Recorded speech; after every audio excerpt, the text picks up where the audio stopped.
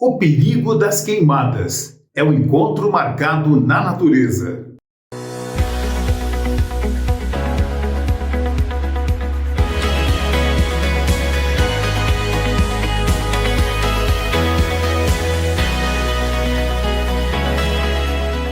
Nós estamos vivendo o inverno brasileiro e dias atrás o nosso colaborador, o docente Felipe Amorim, do Instituto de Biociências de Botucatu, postou em seu perfil fotos de momentos de geada aqui na cidade de Botucatu, queimando a vegetação aqui de nossa cidade.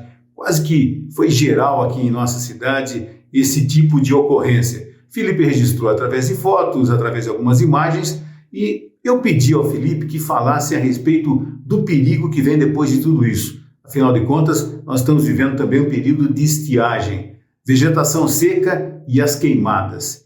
Felipe Amorim agora no Encontro Marcado da Natureza, falando a respeito do perigo das queimadas. Olá, Márcio, tudo bem?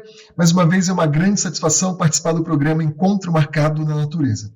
Como você mencionou, recentemente nós tivemos um grande evento de geada aqui em Botucatu. Esse evento ocorreu no último dia 30 de julho e ele foi causado pela entrada de uma grande massa de ar polar que atingiu o sul do Brasil, bem como o sudeste e centro-oeste. Essa foi a onda de frio mais intensa do século aqui no Brasil, derrubando a temperatura em algumas cidades no sul do país a patamares tão baixos quanto menos 25 graus Celsius, causando inclusive neve.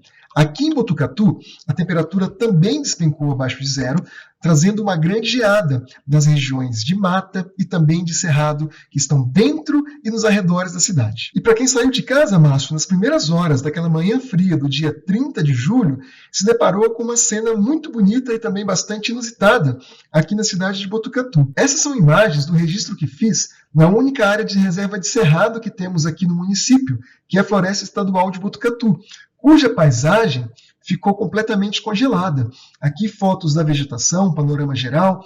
Aqui um cupizeiro cercado de cristais de gelo. As folhas das plantas também muito congeladas. Aqui mais folhas. E até a minha bota e calça, que após um período muito curto de caminhada, ficaram cobertas de gelo. Embora essas imagens nos causem bastante surpresa e até mesmo encantamento, uma vez que são imagens muito inusitadas para a realidade da maior parte do nosso país, as geadas elas carregam consigo uma consequência muito negativa. Como vocês viram, as folhas da vegetação ficaram completamente congeladas.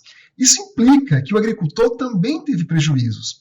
Aquelas pessoas que cultivam hortaliças, várias plantações de café, as plantações de grãos no país inteiro tiveram prejuízos muito graves, porque após o degelo, a folha da vegetação ela seca e acaba morrendo. E agora, Márcio, várias pessoas talvez estejam se perguntando como que as geadas elas vão ter como consequência o fogo. Como funciona essa crônica de gelo e de fogo?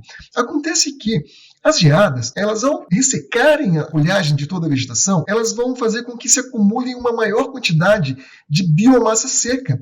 E essa biomassa seca é uma matéria pronta para combustão. Assim, Márcio, esse acúmulo de material vegetal seco desencadeado pela forte geada, em conjunto com a grave seca que nós estamos atravessando agora, torna as queimadas eventos muito mais prováveis de acontecerem, particularmente agora durante a estação seca, quando inclusive tais queimadas tomam proporções muito mais graves porque nós não contamos com as chuvas para amenizá-las. E além dos prejuízos diretos que as queimadas elas trazem tanto para a flora quanto para a nossa fauna silvestre, as queimadas elas também têm uma consequência direta para a saúde humana, prejudicando a saúde principalmente de idosos e também crianças que são acometidos muito mais facilmente por problemas respiratórios. E eu poderia afirmar, Márcio, sem temor algum, que 100% das queimadas que nós temos presenciado em Botucatu e região nesse período do ano, inclusive uma queimada de grande porte que ocorreu ainda nessa semana em Botucatu, na região do aeroporto, tem como causa direta a ação humana, seja ela de forma acidental ou intencional. E se é intencional, é um crime previsto em lei. Eu afirmo isso, Márcio, por dois fatores. Primeiro, porque o fogo natural ele nunca ou muito raramente vai acometer vegetação de mata, como alguns dos incêndios que nós acompanhamos aqui em Botucatu ao longo das últimas semanas.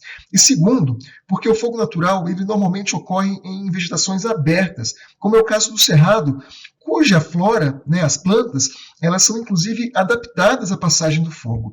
Em um outro momento, em outro programa, nós inclusive poderíamos falar um pouco sobre plantas que dependem do fogo para poder florescer, sementes que dependem do fogo para poder germinar. Porém, o fogo no cerrado, ele normalmente acontece na transição da estação seca para a estação chuvosa.